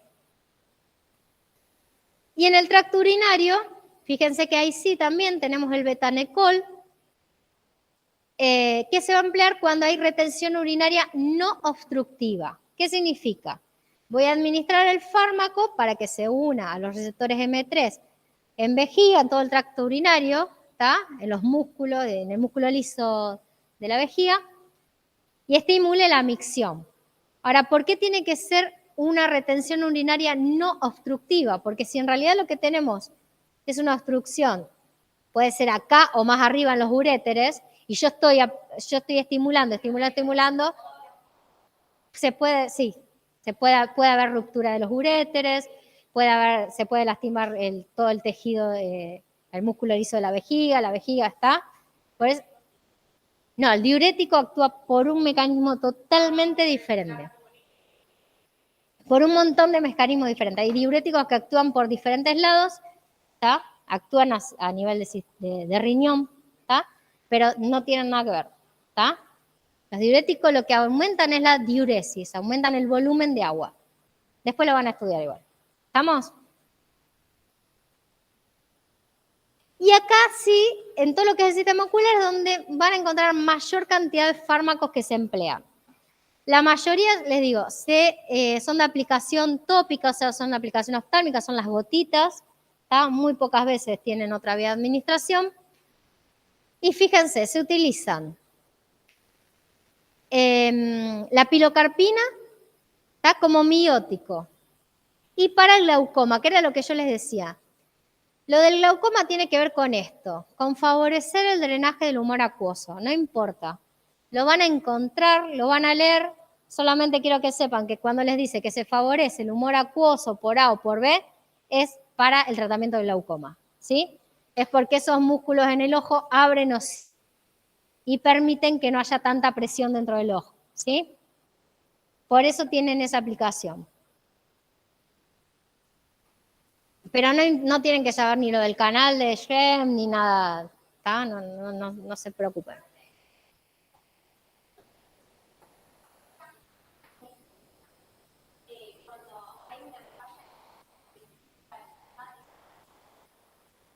En este, no sé si es una falla, sino que hay una desregulación por lo que sea.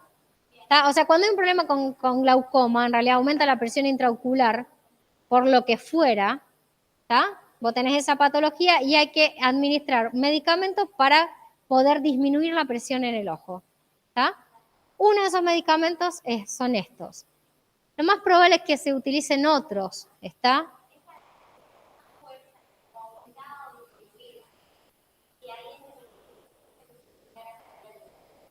Sí. Y después, porque ahora estamos solamente con este tipo de fármacos, pero después tenemos todos los del simpático, que en realidad son los que más aplicación tienen, ¿sí? En realidad van a ver que esos son los que se usan. Estos se usan para estos casos y nada más.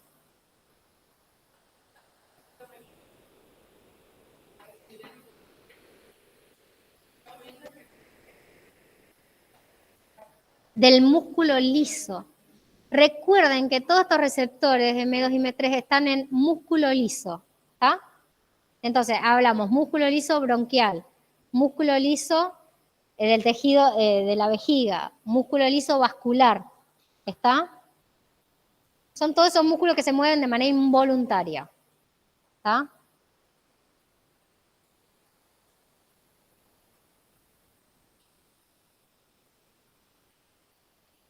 Bueno, fíjense, bueno, betanicol y pilocarpina también se utilizan para aumentar secreción lagrimal en estos casos especiales.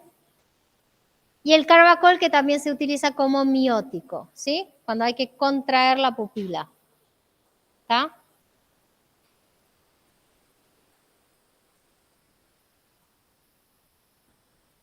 Bueno, acá lo que tienen resumido es, por un lado, lo de las características farmacocinéticas. Ya saben que todo lo que sean parámetros farmacocinéticos se pueden buscar en los libros, están tabulados. O, bueno, hoy en día a lo mejor no se usan libros, sino algún tipo de página web seria de organismos de salud.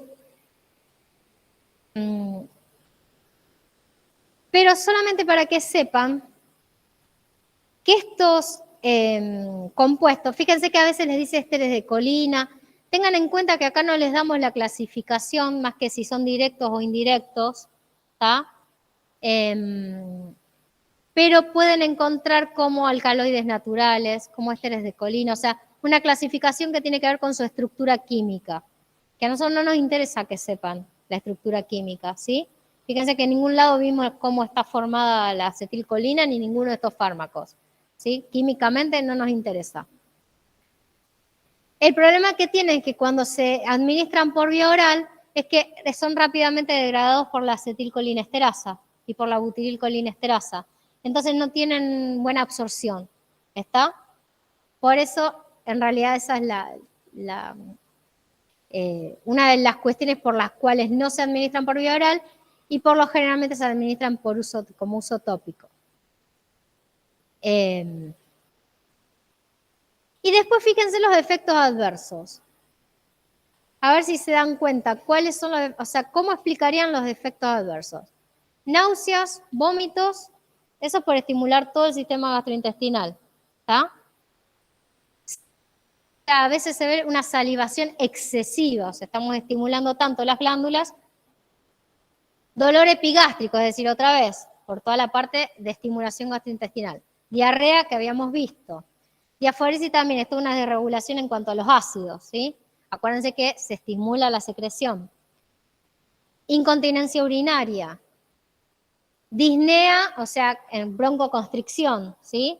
Un problema, o sea, no podemos respirar, no entra bien el aire. En realidad no sale bien el aire. Cuando uno se está ahogando es que no sale el aire de manera correcta, ¿sí? Y lo que es una bradicardia, ¿sí? O sea, que disminuya tanto, pero tanto la fuerza con la que el corazón está latiendo, por decirlo de una manera más simple, y entonces eso genera un bajón en la presión, un problema o sea, el corazón, que no llegue sangre a las extremidades, ¿está? ¿Sí? Y hay un problema que no llega sangre al cerebro. Acuérdense que cuando o sea, si el corazón no late con la fuerza suficiente, no llega ni a la cabeza ni a los pies, ¿está? Ni a las extremidades. Sí, no sé quién. El exceso de ácido, ¿está? ¿Hasta acá estamos? ¿Qué hora es? 2:10. Bueno, podemos seguir un poquito más. Estas son largas, estas clases. Otros fármacos que van a actuar acá son fármacos que se conocen como inhibidores de la acetilcolinesterasa. ¿Se acuerdan quién era la acetilcolinesterasa? La que se encargaba de terminar la acción de la acetilcolina. Si yo inhibo esa enzima, no nos va a importar cómo la inhibimos, nada, la inhibo, ¿está? Voy a mantener por mucho más tiempo acetilcolina en la hendidura sináptica disponible para unirse a los receptores y efectuar una respuesta. ¿Está? Entonces aumento el tiempo de respuesta. ¿Sí? Entonces, estos se llaman a veces, o sea, pueden encontrarlos como agonistas indirectos. ¿Por qué? Agonistas porque en realidad la acetilcolina se está uniendo al receptor. O sea, el efecto que yo veo es el mismo del agonista.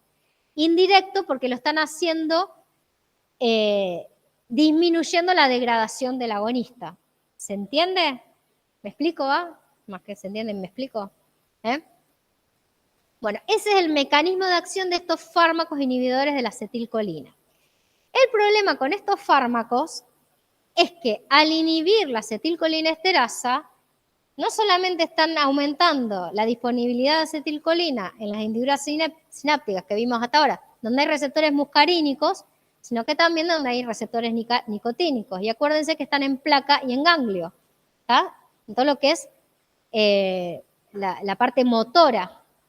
Entonces, los músculos, el movimiento. Y ahí es donde van a empezar a ver, por lo general, los problemas o algo que nos pueda llegar a interesar. Pero por lo general lo vamos a ver más como un efecto adverso. ¿Está? Bueno. Hay diferentes clasificaciones de estos fármacos. Nosotros vamos a solamente tomar esta que tiene que ver con la duración de su efecto. Y la duración del efecto va a depender de con qué fuerza se una ese inhibidor a la enzima. Si se une de una manera no tan fuerte, o sea, con una interacción reversible, y que, o sea, a lo mejor por una interacción iónica o por una interacción covalente, pero en un grupo que es fácilmente hidrolizable, ¿está? Esa interacción va a ser reversible, fíjense que son los primeros dos casos, ¿está? Entonces, una va a ser breve, si logramos separar el inhibidor de la enzima, va a ser una acción corta. El ejemplo de fármaco es el hidrofonio, pero acá no se comercializa, así que no tenemos un ejemplo que podamos decir se usa. Los de acción intermedia, fíjense, estos se unen de manera covalente a la enzima, pero reversible. ¿Está? Se llegan a separar. Lento, pero se separa. Entonces la enzima vuelve a estar activa. Y tenemos el ejemplo de la fisostigmina, que también no se comercializa. ¿Por qué? Porque fíjense el detalle que dice que tiene efectos a nivel del sistema nervioso central porque la fisostigmina puede atravesar barrera hematocefálica. ¿Qué es lo que se utiliza? Sí, es la neostigmina. La neostigmina no atraviesa barrera hematoencefálica, entonces todo lo tiene acción periférica.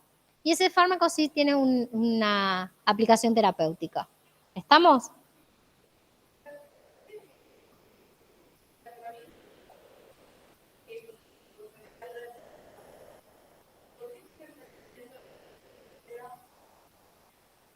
No, es que no se comercializa en general. Estos fueron fármacos que, o sea, nosotros le damos lo que no se comercializa acá, pero en general lo más probable es que no lo encuentren porque son fármacos que surgieron, que se utilizaban, ¿tá? Y que en algún momento se observó que generaban efectos adversos que no eran para nada buenos, que podían llevar a la muerte o a toxicidades muy altas, y que la industria farmacológica, ¿qué hizo? Logró sintetizar otro compuesto que tenga el mismo efecto pero que no atraviese barrera. ¿Está? Sí, sí. No. Ojo que sí hay, o sea, no como medicamento, pero justamente acá está el problema. ¿Está? En los órganos fosforados. No lo van a encontrar, yo no les puse medicamentos de órganos fosforados. No voy a querer nunca que algo se una de manera irreversible a la enzima y genera tantos efectos como puede generar justamente esto. Con los órganos fosforados tenemos una toxicidad muy alta. ¿Sí? Ahora, ojo que atraviese membrana hematoencefálica, barrera hematoencefálica, a veces sí nos interesa. Y este es el caso del donepezilo. El donepezilo se utiliza para el tratamiento del Alzheimer. ¿Está? Por un montón de efectos que tiene, pero sí se vio que es efectivo para esos casos. ¿Está? Por eso siempre les digo, a veces queremos que llegue al sistema nervioso central, dependiendo de cómo actúe, cómo llegue, ¿está? Pero sí. Ahora lo vamos a ver un poquito más. Igual la idea es que sepan que existen, ¿sí? Bien, fíjense cuáles son las acciones que tienen. estimulan los receptores muscarínicos en los órganos efectores, o sea, todos los que estuvimos viendo hasta recién. Por lo tanto, todo lo que vimos que hacen los agonistas directos, estos también lo hacen, ¿está? Que era aumentar todo lo que es la contractilidad, el tono en el sistema gastrointestinal, la acomodación para la visión cercana en el sistema ocular, la miosis, favorecer la micción, ¿está? Bien. Ahora, ¿qué hacen también?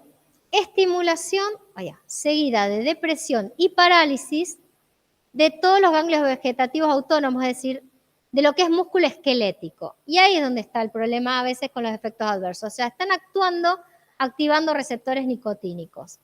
Y lo que hacen, fíjense, dice, estimulación seguida de depresión y parálisis. El problema que hay con estos compuestos generan una parálisis del músculo, o sea, del músculo motor, ¿está?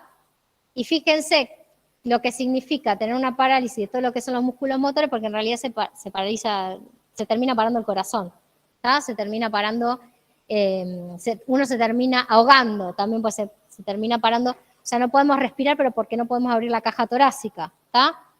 ¿Se entiende? Eso es lo que pasa en muchas enfermedades que afectan a las uniones neuromusculares, ¿sí?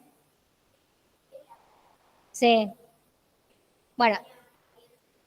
Bueno, es horrible, porque exacto. Y eso porque lo que no tenés es movimiento de los músculos, no del músculo liso que estábamos diciendo antes involuntario, sino del voluntario. No tenés control sobre tus músculos, ¿está? Entonces, no es un problema de que se genera broncoconstricción, sino que no podés abrir la caja torácica para respirar. ¿Se entiende? Bueno. Entonces, fíjense cómo ya estos fármacos, que a veces necesitamos que actúen ahí, pero como también lo que veíamos con los insecticidas, lo que pueden llegar a ocasionar en caso de intoxicación. ¿Estamos? Bien, y también estimulación con posterior depresión ocasional de los receptores del sistema nervioso central. Bueno, y acá le dejé la pregunta, ¿qué es eso? ¿Qué efectos producirán por estimulación de los receptores muscarínicos, que son los que habíamos visto antes? ¿Está?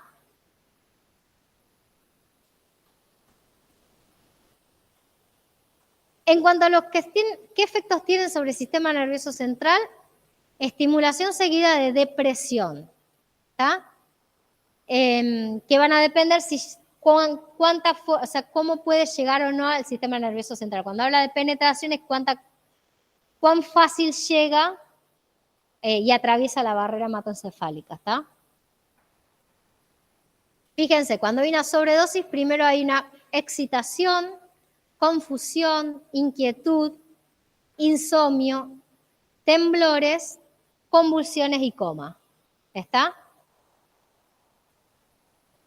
Sin embargo, fíjense cómo en algunos sujetos, en algunos pacientes, en algunas condiciones, como es en los sujetos esquizofrénicos, se cree que puede llegar a ser de ayuda poder activar esos receptores nicotínicos. ¿Está? Y fíjense, en cuanto a los efectos adversos, otra vez tenemos los primeros, todos derivan sudoración, salivación, miosis, dificultad de la visión, broncoconstricción, vómito, diarrea, náusea, derivan de lo que vimos antes, de la acción sobre los receptores muscarínicos en los diferentes tejidos. ¿Está? Fasciculaciones, parálisis muscular, paro respiratorio, va a venir de su efecto sobre receptores nicotínicos y receptores muscarínicos del sistema nervioso central. ¿Está? Fíjense, lo que es intoxicación grave, lo que hablábamos antes, compromete la placa motriz, provoca síntomas de activación muscarínica y nicotínica en ganglio, sistema nervioso central y en todos los órganos. ¿Está? Que era lo que decíamos antes.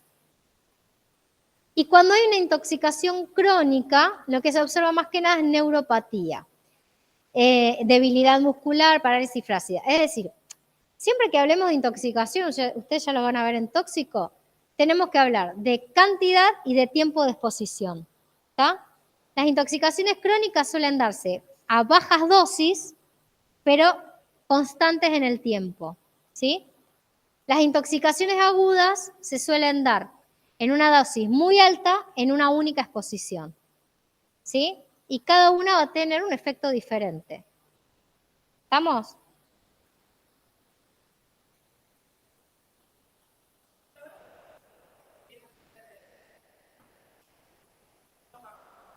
No, son insecticidas. Se utilizaron como fármacos, existieron y siguen existiendo algunos, pero para ensayos experimentales, ¿tá? Para ver cómo, para poder seguir explicando. Algunos se utilizan en algunos países para diagnóstico de determinadas enfermedades, y si no, si tenés lo que es el insecticida per se. La otra cosa que tienen que tener en cuenta, bueno, esto no, pero también muchos de estos, sobre todo los que siguen ahora, que son los antagonistas, existen en la naturaleza como tales, como venenos, como forman parte de las plantas. ¿Tá? Obviamente todos estos surgieron primero de las plantas, ¿tá? Como cualquiera de los otros fármacos. Primero la primera descubrimiento fue de sacarlo de una planta. Entonces, muchas de estas cosas van a poder explicarlas, o sea, cuando hay por ejemplo, los venenitos esos rojos, no sé si alguna vez los vieron, en las películas sale que son tóxicos. Unos venenitos rojos, venenitos le digo yo, unas frutitas así rojas chiquititas que son tóxicas. ¿Está? Bueno, esas van a ver que lo que tienen son antagonistas muscarínicos. Después, por ejemplo, hay algunas plantas con flores que están en los jardines, que son, para nosotros son súper normales, que cuando sobre todo los animales o los chicos las comen, también tienen una intoxicación por antimuscarínicos. O sea, están bastante presentes en la naturaleza, pueden ocurrir estas intoxicaciones. En este caso no, son sintéticos, pero de alguna manera siempre hubo una primera vez, quiero decir.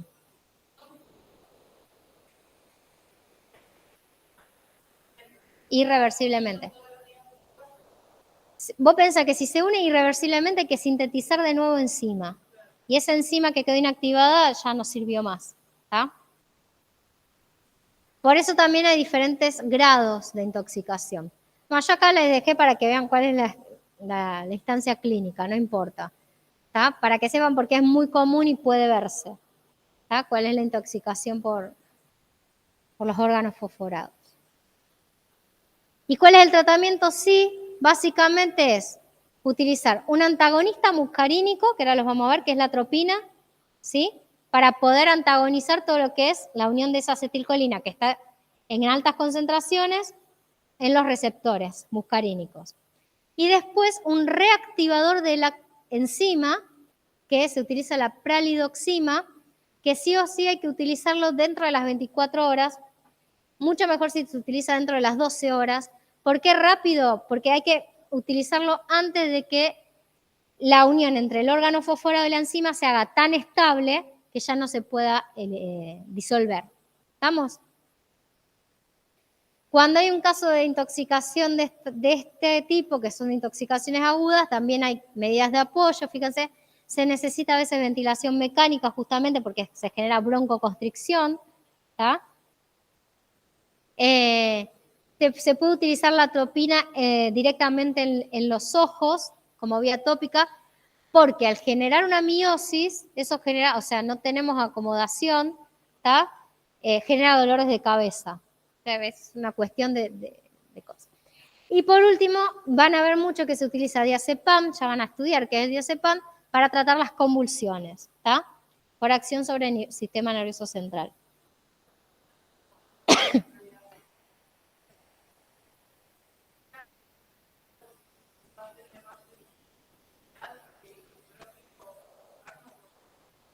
El antagonista es el fármaco.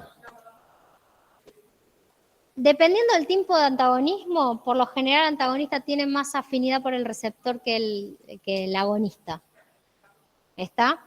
Pero en este caso, ojo, que antagonista es la atropina. Sí, no.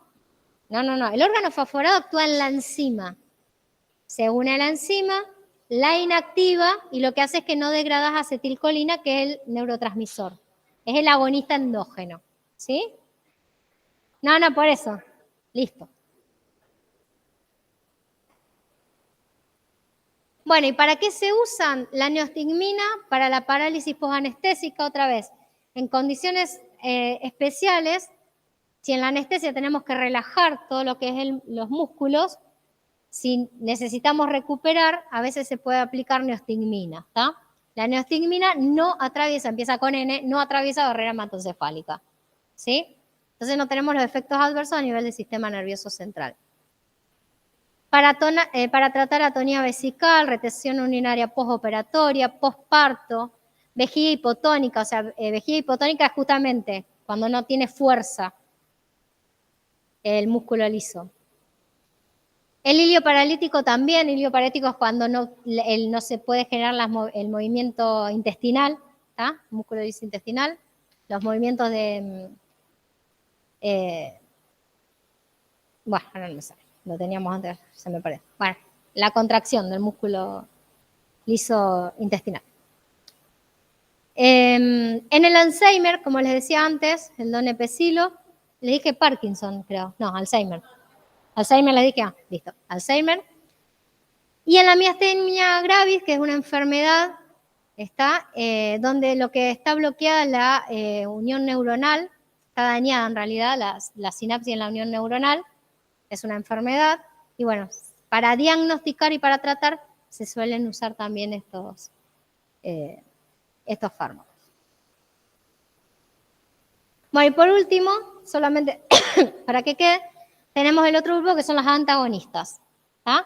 Los antagonistas muscarínicos se van a unir a los receptores muscarínicos bloqueando la unión de la acetilcolina. ¿Sí? Por lo tanto, acá sí lo que vamos a ver que el efecto es el opuesto al que genera un agonista. ¿Tá? Pero acuérdense que lo que veo es el efecto opuesto, ¿por qué? Porque no hay activación del receptor, no porque genere una vía diferente, ¿está? Bueno, son antagonistas competitivos, por lo tanto, aumentar la concentración de acetilcolina puedo desplazar al antagonista de su unión.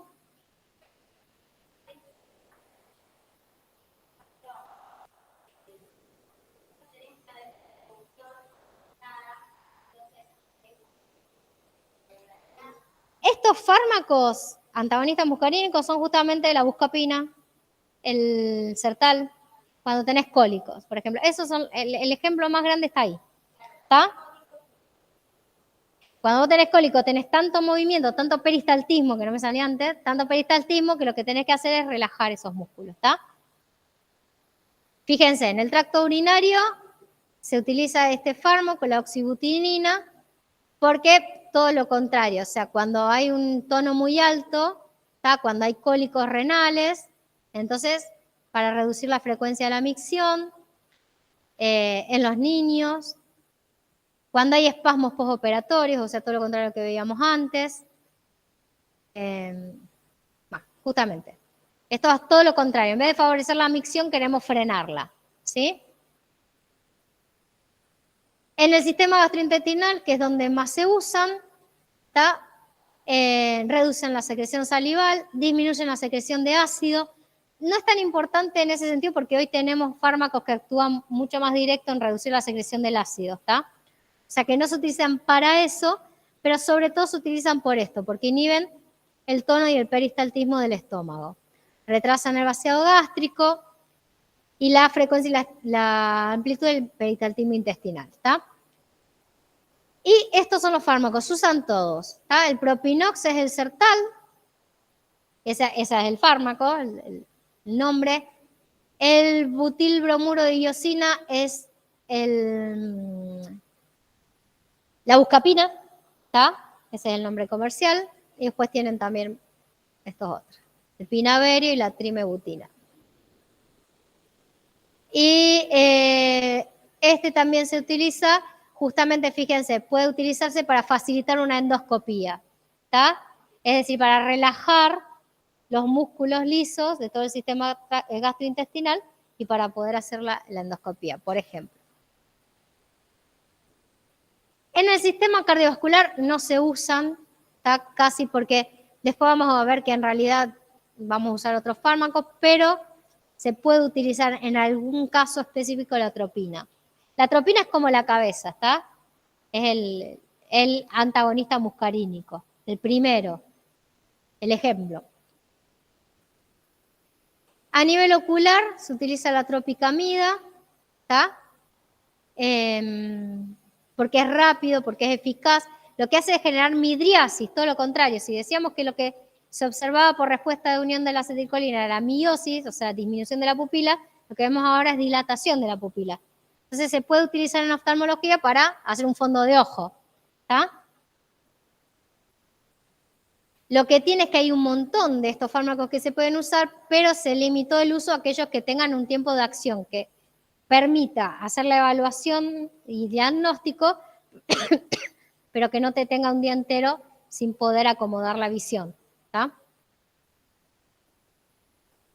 Y estos sí son importantes, o sea, el otro gran grupo importante, además de los antiespasmódicos, son el hipertropio y el tiotropio. Se utilizan como broncodilatadores. ¿Está? Si bien para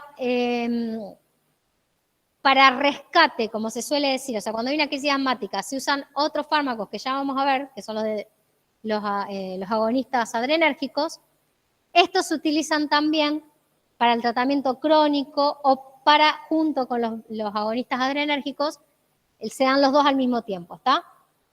Entonces, estos sí tienen un uso ampliamente distribuido, ¿está? El bromuro hipertropio por sobre todas las cosas.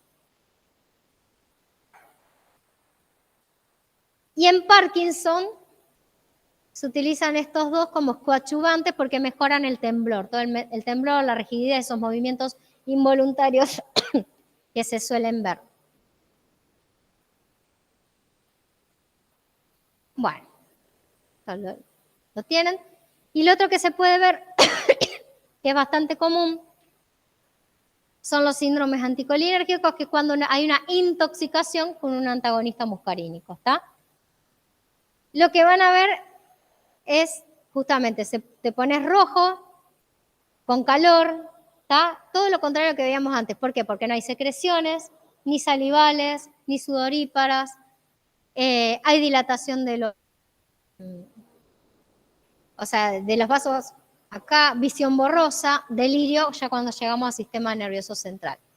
Taquicardia, o sea, todo lo contrario a la bradicardia, y convulsiones. Y acá tienen todas las acciones a nivel central y todas las acciones a nivel periférico de una intoxicación. Por último, ¿cómo se rescata la intoxicación? De esta manera, ¿está? Fíjense que se puede llegar a utilizar un agonista indirecto para poder frenar las acciones del antagonista cuando hay una intoxicación. Y todo lo que es, porque generalmente esas intoxicaciones se dan por una intoxicación aguda por un aumento, o sea, te comiste o te tragaste todo, o sea, en un niño que consumió un medicamento, ¿está? Qué sé yo, que se tomó una caja de buscapina, no sé, ¿se entiende? Ya les digo, hay muchos de estos compuestos que están presentes en plantas, en flores, y bueno, que hay animales que los consumen, chicos que comen, ¿tá? Puede haber intoxicación y bueno, hay que hacer las medidas de rescate. Y nada más por hoy.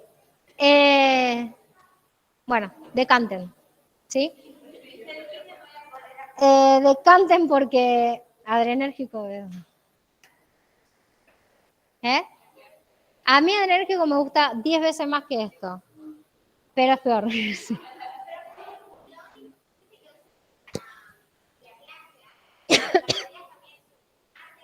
Si llego se la subo. No, el martes no, el lunes tenemos clase. El lunes tenemos clase. Sí. Sí, ahora eso es lo que quería hacer.